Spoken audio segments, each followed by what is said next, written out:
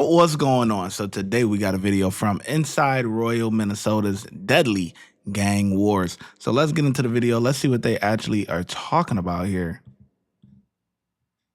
Never before seen footage exclusively obtained by MN Crime takes a deeper dive into the drug trade in rural Minnesota and the deadly violence that goes with it. We've tracked this case for the last year and a half, and the story starts now. 911, what's the location of your emergency? 160th Street, somebody's been shot. 160th? Yeah, And someone's in shock? someone's been shot. Okay. Sir, Yes, are they breathing? shot him. Tell me exactly what happened. There's a couple here. They said that they were hiding from their dad or something, I don't know. And he showed up, started screaming, and he grabbed the gun and he shot him. Okay, and are you with that patient now? Yeah, he's laying, he's under a tree by the house. Okay. Are you in a safe place right now? Is that person with the gun still around? The guy on the ground has a gun, and no, he took his girlfriend and my girlfriend in the pickup, and he left. He took the gun too. It came in at 3:23 p.m. The caller said a man was shot in the chest and the shooter had fled. Freeborn County Sheriff's deputies responded and found 45-year-old Juan Vasquez Jr. lying in the grass just south of a house on the property. He had a gunshot wound to the right side of his chest. Near Vasquez's body, officers found a Bursa .380 handgun with a round chambered and 3 live rounds still in the magazine. As the investigation progressed, the scene revealed more evidence: a spent rifle cartridge casing, multiple spent shotgun shells, and a shotgun lying on the top of a stove in the backyard. But the rifle used by the suspect was missing. Who's the suspect, do you know? Ben. Ben who? 601, 660, it sounds like Ben who? I'm not sure if Ben. PD is on scene, and they are proceeding with efforts.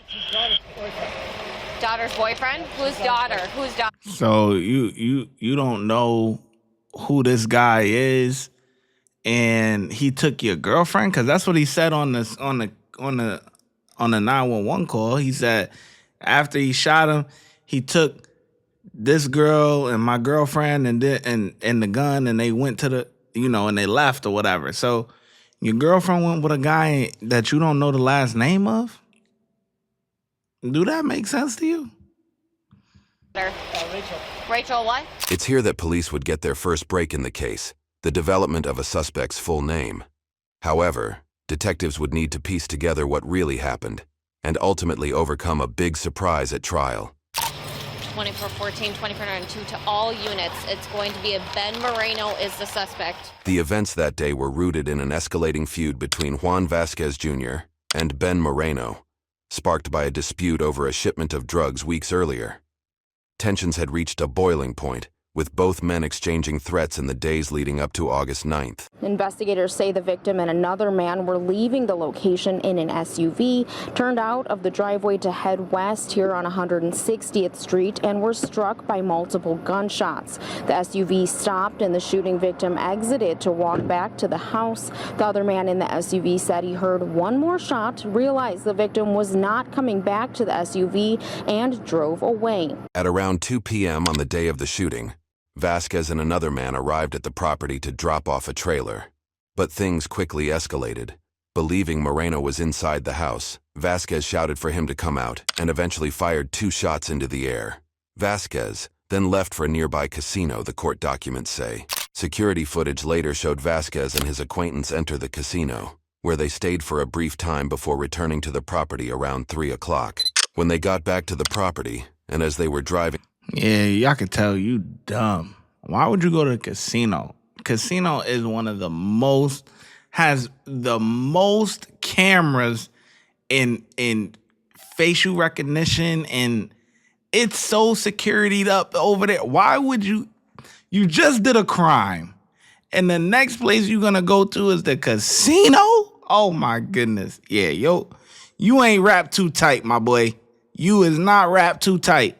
The CRV down the driveway, Moreno's girlfriend reportedly threw an object at the vehicle. Vasquez and the girlfriend, who happens to also be Vasquez's daughter, argued, and she told them to leave. But as they began to drive away, shots rang out. The vehicle, riddled with buckshot, had significant damage, broken windows, flat tires, and holes in the body. Wait. I'm sitting here trying to process it.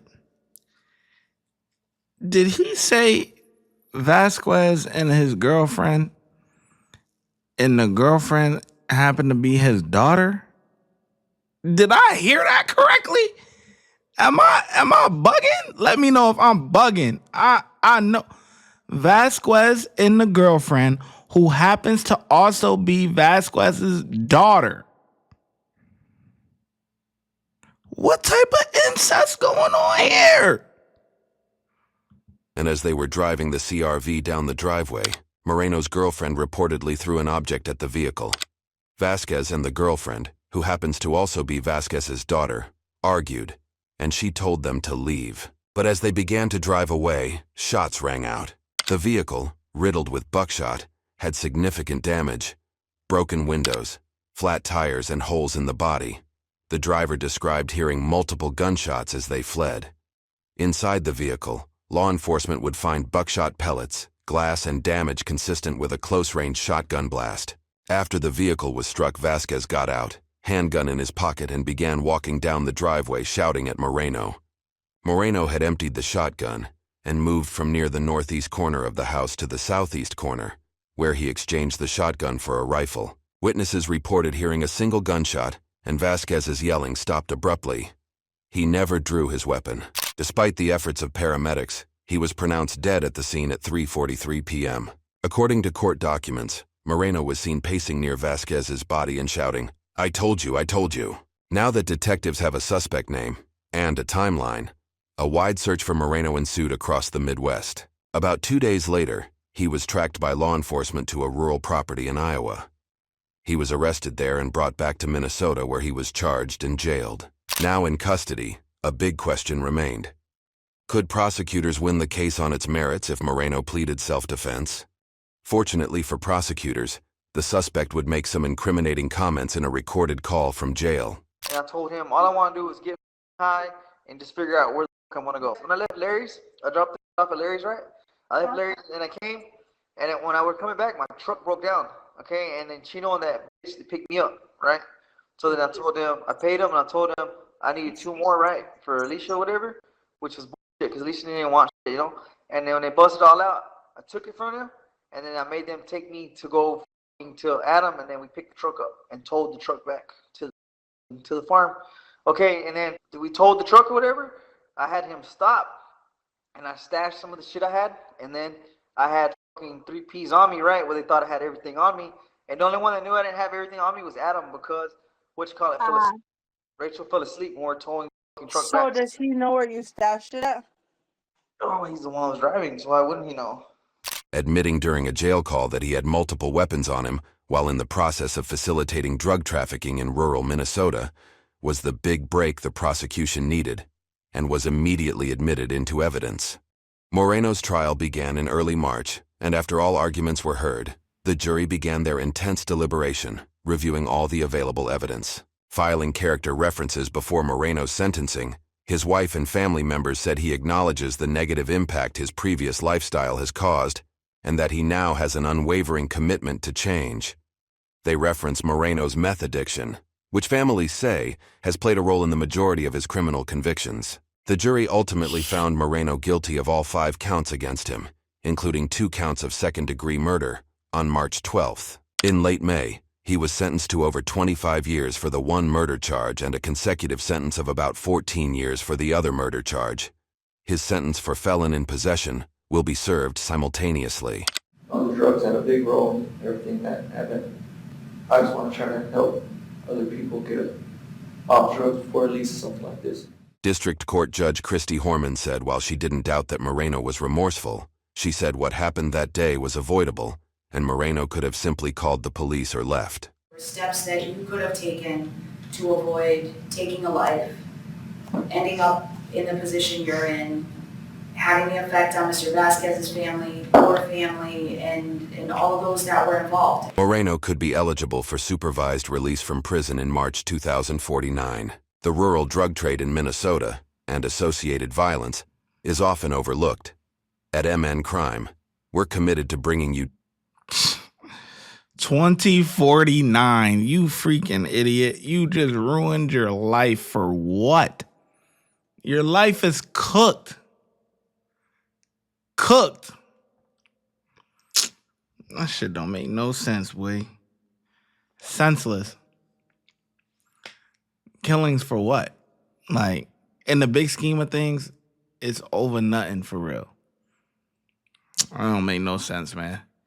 Anyway, this isn't really one of those where you like rate how well the officers did or whatever. This is just one of those, little documentary things, man, where, we seeing a guy crash out for no reason. You know what I'm saying? When you really look at life, life is precious, man. You got to be out here to enjoy it, man. Life inside the jail, that's not life. Like, people take their freedom for granted, man. Watch when I get in the mood. No time for the fakes. When you see me, I see you, no FaceTime. Shoot my shot, green beam. 2K shit that get a nigga lean.